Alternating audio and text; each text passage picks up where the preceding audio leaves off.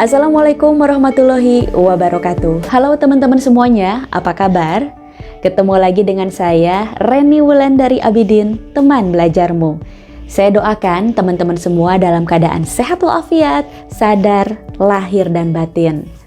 Teman-teman, semenjak saya membuka diri untuk membuka pembelajaran dengan teman-teman semuanya, apalagi yang kelas privat, yang ketemu langsung ya, itu saya menemukan banyak sekali kisah-kisah yang unik mengenai trauma, mengenai luka batin, ketakutan, fobia, mental block juga ya.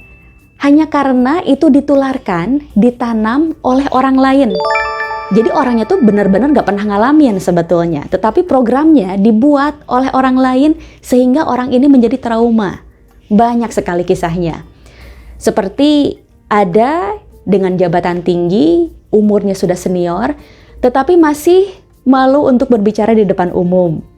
Hanya karena dulunya teman-teman, itu ketika masih zaman sekolah ya, dia mau angkat tangan, Pak, Bu, saya mau nanya gitu.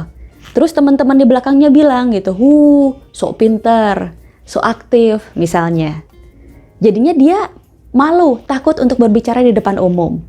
Bahkan ketika dia mencoba berbicara di depan umum, mungkin ada juga kisah dari teman-teman yang ketika di depan umum, itu teman-temannya nyorakin, sehingga dia malu, tidak mau lagi berbicara di depan umum. Kemudian ada lagi nih, harusnya, idealnya ya, kalau dia nggak trauma, dia tuh sudah jadi orang besar, sudah jadi seorang pilot. Tetapi waktu kecil ketika dia bilang cita-citanya pengen jadi apa? Pengen jadi pilot. Nah, teman-temannya nyorakin, alah, gaya banget, sok pinter, sok keren. Orang miskin aja, hidup nggak punya aja, pengen jadi pilot. Dia terima itu menjadi sebuah kenyataan, menjadi sebuah realitas bahwa saya tidak layak menjadi seorang pilot. Ya akhirnya cita-citanya bengkok, belok, tidak jadi menjadi seorang pilot. Hanya karena program trauma yang ditanamkan oleh orang-orang sekitar. Orang sekitarnya itu merasa tidak mampu untuk menjadi orang besar karena orangnya juga memiliki trauma. Dia tularkan rasa sakitnya kepada orang lain. Ini juga yang terjadi ketika saya dulu pengen belajar bahasa Inggris ya di Tasikmalaya. Saya belajar sendiri karena nggak ada dana untuk belajar kepada ahlinya. Saya belajar manual gitu ya. Ketika ada bule, biasanya ada bule ya datang turis gitu. Saya tuh pengen nyapa. Terus atasan saya bilang, ngapain kamu Reni mau deket-deketin sama bule itu? Saya pengen nyapa Pak, pengen belajar bahasa Inggris secara verbal gitu. Terus dia bilang, jangan nanti malu, kamu malu-maluin, jangan gitu. Nah, atasan saya yang punya luka batin, dia berusaha menyebarkan lukanya ke sekitarnya termasuk saya. Bahwa ketika kita belajar bahasa Inggris itu memalukan. Sok gaya mungkin ya, karena dulu beliau juga digituin sama orang lain. Nah, dia menyebarkan itu kepada sekitarnya. Coba bayangin teman-teman, sampai di sini sudah dapat gambaran mengenai luka-luka batin kita, trauma-trauma kita yang ternyata kita tuh nggak pernah ngalamin. Tapi kita dibuat sedemikian trauma, dibuat sedemikian takut oleh orang-orang sekitar kita yang kita berikan otoritas untuk dapat memberikan pengaruh kendali di pikiran bawah sadar kita. Teman-teman, alamiahnya manusia ya, sewaktu bayi, mereka hanya punya dua ketakutan. Takut suara keras dan takut jatuh. Jadi di luar ini, itu bukan takutnya kita. Jadi ketika kita takut berbicara depan umum, ayo, ini bukannya kita tetapi bikinan orang lain yang dibuat ke kita. Takut angkat tangan, takut gelap, takut hantu, siapa yang bikin? Pasti ada seseorang yang memasukkan ide-ide trauma-trauma tersebut sehingga kita diajak ke acaranya mereka. Aslinya kita tuh nggak pernah takut. Aslinya kita ini berani. Sampai sekarang, jangan-jangan sampai Anda menonton video ini, Anda masih memiliki program-program yang dibuat oleh lingkungan sekitar. Contoh kecil, takut gelap. Waktu kecil, kita sering ditakut-takutin dengan kegelapan. Kalau gelap ada hantu, kalau gelap nanti ada genderuwo, gitu kan? Coba teman-teman cek lagi, yang membuat Anda takut gelap itu siapa? Kondisinya seperti apa? Sehingga dampaknya di usia yang sekarang, yang dulunya hanya persoalan kecil nih, cuman takut gelap doang. Tapi di usia dewasa, di usia sekarang, rasa takut terhadap gelap ini berkembang menjadi lebih besar lagi. Ya, lebih besarnya seperti apa? Ketika ada pekerjaan ditawarkan kepada Anda, tetapi harus pergi ke sebuah tempat yang Anda tidak tahu. Misalnya ada jabatan, Anda dipromosikan, dapat jabatan yang lebih tinggi, tapi Anda harus pergi ke Papua misalnya. Anda harus pergi ke Maluku. Anda sudah takut duluan, sehingga kesempatan emas itu Anda lepaskan. Hanya karena Anda takut sesuatu yang belum Anda ketahui, sesuatu yang masih gelap di luar sana, itu sesuatu yang menakutkan bagi Anda. Biang keroknya, itu di waktu Anda kecil, ada orang yang selalu nakut-nakutin Anda bahwa kegelapan itu menakutkan. Padahal aslinya kita sendiri dulu juga dalam perut itu kan gelap.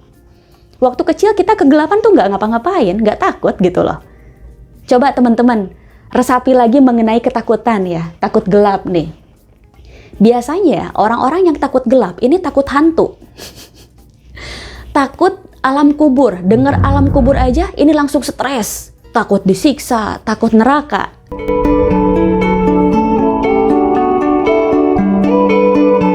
Teman-teman, untuk melepaskan berbagai program-program ini, silahkan teman-teman lakukan yang pertama, sadari, tanyakan, selesaikan. Saya ulangi ya, sadari, tanyakan, selesaikan. Kita ambil contoh, misalnya di sini ada teman-teman yang takut gelap. Ya, pertama-tama sadari dulu. Aduh, ternyata aku tuh takut gelap. Ini terbukti dengan saya takut menerima peluang-peluang baru yang belum pasti. Saya takut menerima hal-hal yang bahwa di sana tuh masih baru gitu. Ternyata saya penakut di bidang ini. Siapa ya dulu yang menanamkan ide ini? Setelah sadari, tanyakan ya. Ini takutnya punya siapa? Siapa dulu yang menanamkan ide-ide ini, trauma-trauma ini siapa? Oh, yang menanamkan ide-ide ini adalah teman-teman waktu usia kecil. Kalau selepas maghrib harus cepat pulang ke rumah. Jangan sampai pas udah gelap masih ada di luar. Nanti diculik genderuwo, misalnya seperti itu. Atau orang tua kalau menghukum, itu dihukum di kamar yang gelap. Sehingga kita menganggap sesuatu yang gelap itu menyiksa, penuh penderitaan sebagai hukuman. Setelah ketahuan nih bahwa ini adalah program orang lain yang ditanamkan ke kita tahu biang keroknya siapa, ini saatnya diselesaikan dengan cara selesaikan dengan memberikan kesadaran-kesadaran baru pada hal tersebut. Teman-teman, kenapa kita takut gelap? Karena kita takut dengan sesuatu yang tidak pasti. Misalnya kita takut hantu. Cek, hantunya ada di mana? Biasanya hantu tidak ada di depan, tetapi hantu ada sesuatu yang ada di tempat yang tidak kita ketahui, yaitu di belakang. Kita menganggap hantunya ada di belakang. Jadi hadapi, kita tengok ke belakang. Ada hantu nggak? Nggak ada. Sama halnya dengan ketakutan kita. Terbukti nggak? Lebih banyaknya nggak terbukti ketakutan kita itu. Tapi walaupun terbukti ya, yang hanya sekian persen itu, dampaknya tidak sebesar ketika kita masih menakutkannya. Ketika sudah terjadi, ya memang terjadi, tetapi tidak separah itu gitu loh. Banyak orang yang takut dengan kematian. Wah, dengar kata mati aja udah cemas. Ayo, sadari dulu. Wah, kok aku takut mati ya? Dengar kata alam kubur, dengar kata kiamat, dengar kata akhirat. Tuh jantung lu langsung deg-degan. Langsung gak enak makan, langsung cemas, langsung khawatir. Sadari. Lalu tanyakan, siapa ya biang keroknya dulu yang bikin kita kayak begini? Oh, ternyata dulu guru agama saya kalau menjelaskan tentang syariat-syariat ibadah, keagamaan, itu metodenya selalu dengan ancaman. Ancamannya nanti pahala surga. Ya. Neraka surga, pahala dosa. Jadi kalau saya tidak mengerjakan, saya masuk neraka. Saya akan disiksa, disetrika, diberi timah panas, api yang membara. Sehingga bayangan kita tentang kematian, tentang Tuhan itu sadis, kejam gitulah teman-teman. Lalu selesaikan bahwa Agama justru memberikan kedamaian, agama justru memberikan jalan yang lurus. Agama, Tuhan ya, zat yang begitu cinta kasih sehingga amal-amalan kita sebaik apapun itu gak ada artinya dibanding rahmatnya, dibanding cintanya. Jadi ketika suatu saat kita berpulang, kita akan menemui yang mencintai kita sebegitu murninya, sebegitu dahsyatnya.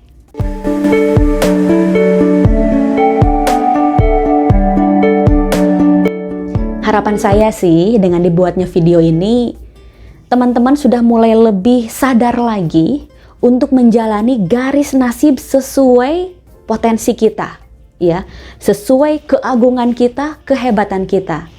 Jangan sampai seumur hidup sampai kita mati, kita menjalani trauma-trauma, luka batin, garis-garis yang sudah ditetapkan oleh orang lain. Jangan lupa, ini hidupnya Anda, bukan hidup mereka. Kita semua beda nasib, kita semua beda garis cara menjalani hidup. Stop dari sekarang menjalani ketakutan-ketakutan orang lain. Ini adalah hidupnya Anda, ya. Orang lain yang trauma, biarkan itu urusannya dia. Sadari ketakutan-ketakutan Anda. Sadari trauma-trauma Anda. Sadari mental block Anda. Ingat, manusia idealnya ya semasa bayi hanya punya 2 ketakutan. Apa? Takut suara keras, takut ketinggian. Di luar itu bukan takutnya Anda. Jadi aslinya Anda adalah pemberani. Ya, Anda adalah sosok yang luar biasa untuk menggapai kesempurnaan Tuhan. Baik teman-teman, saya memohon kepada teman-teman untuk share video ini kepada orang-orang yang sekiranya butuh dengan informasi ini agar kehidupan mereka menjadi lebih baik lagi. Wabillahi taufiq wal hidayah. Wassalamualaikum warahmatullahi wabarakatuh. Terima kasih.